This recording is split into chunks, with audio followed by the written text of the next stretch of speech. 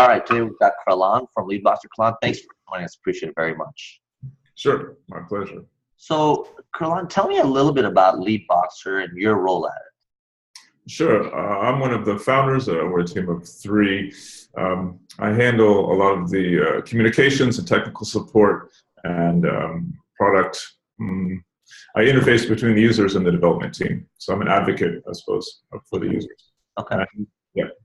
And Leadboxer is? Leadboxer itself is a lead generation platform, we like to call it, because of the extensive functionality. Essentially, we will give website owners a list of the companies interested in their products and services based on the traffic to their website. Okay. So let's say we're just going to talk about crowd reviews. You know, our platform is essentially a buyer's guide for people looking for software and services. And if I want to go ahead and make use of Leadboxer, how does your technology truly work and then assist me? I understand maybe you can help me maybe garner more leads for my company. Sure. But how do you do that technically? Correct. So we have something called a lead pixel, which you drop into your site. Okay. And lead pixel, we track all activity, all events on the website.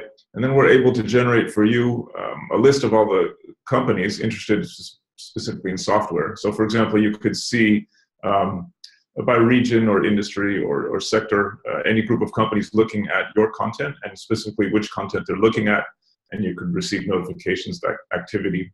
So I don't know what sort of traffic what you have, obviously, but at a certain point, it's not realistic for someone to go through all that traffic. Got it.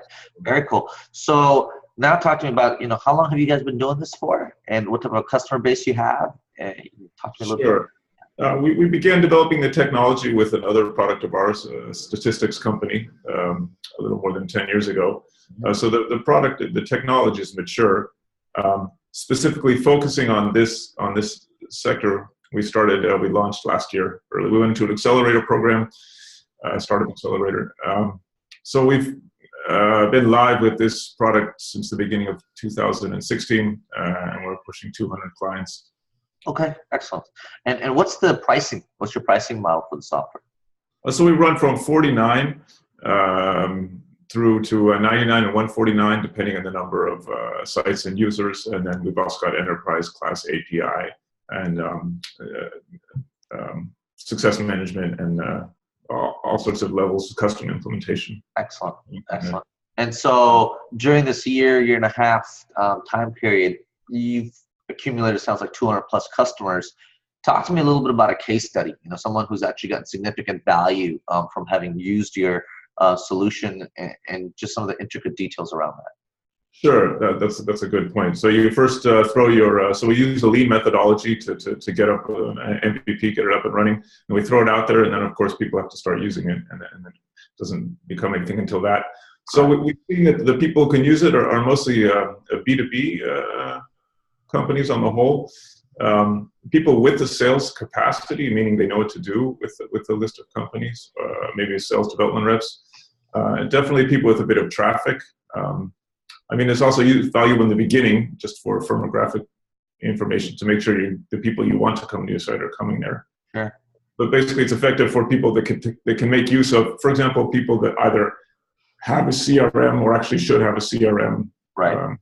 That type of situation, but very broad, to be honest. Anybody who makes use of technology, well, that's a bit too broad, but I hope that makes sense. So do you have an example of someone who's actually making use of the technology and has seen significant value from the relationship?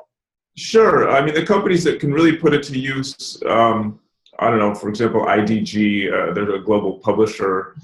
They can see what type of companies are interested in the content that they're pushing, and they can actually let their clients know what sort of sectors are looking at the contents.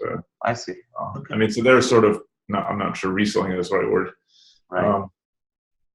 Yeah, I mean, I suppose that's basically a lot of big tech companies with sales processes in place. Okay, very cool. Now, you brought up a very interesting point. You brought up the point about the integration piece, essentially. We brought up CRM. So my obvious question is going to be, hey, you're generating leads for me. What type of integration options are out there in terms of pushing the information out to you know, a CRM system that a company might be making use of?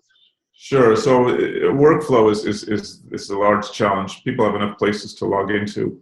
So in the beginning, we were building plugins for all sorts of, Salesforce and Dynamic, and then through Slack and Pipedrive. It turns out in the end, we've partnered with Zapier.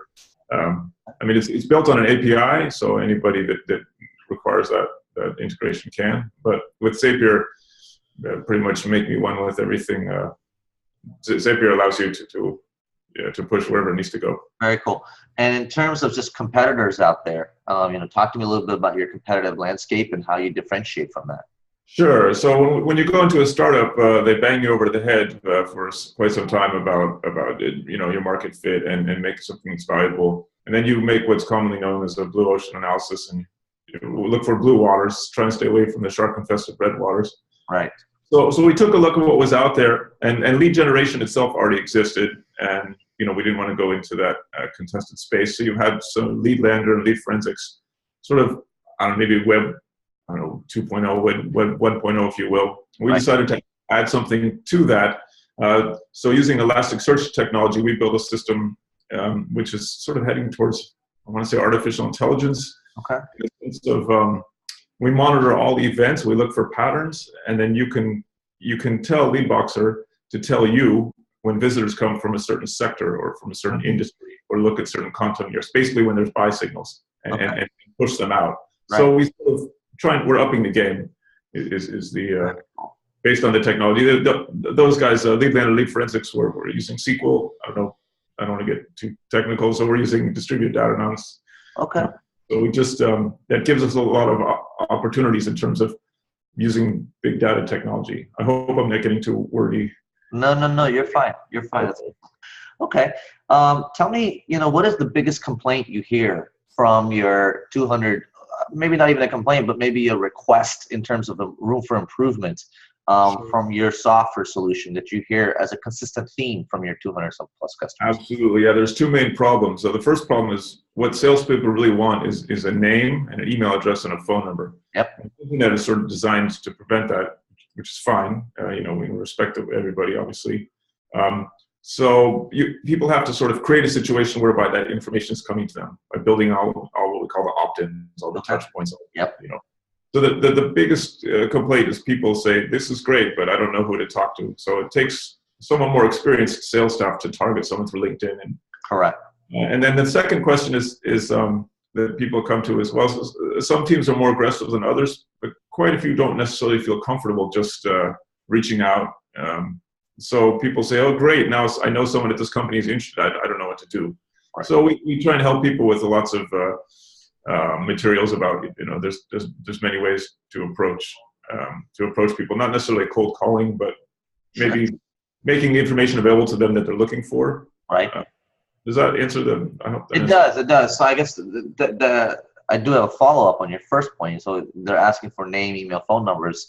And so what is your solution doing to mitigate that request? Sure. So we've designed, we've built technology for maybe about 15 of the most important touch points.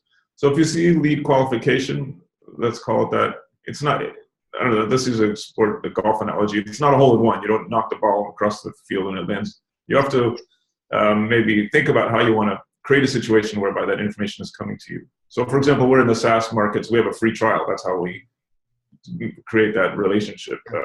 But there's dozens of, well, maybe not dozens, maybe, I don't know, 20 good ways of creating a situation. So it's more about thinking about basically your digital asset or your site. This is what it should do. It has no other function, to be honest. It's supposed to put you in touch with people. So I don't know. I hope that answers it. Yeah, so, it does. All right, cool. Tell me a little bit about what your plans are over the next year and a half. Sure. So we just got a lot of feedback, and we just released a new iteration, basically, which allows us to deliver smart filters, which means you can tell the system to look for certain type of traffic and then alert you when that occurs. So we're going to take a big break now in terms of building and talk to a lot of people to understand how they're actually using the information and sort of, I guess, help people incorporate it into their workflow or help people to understand what the information. You can give someone some great information.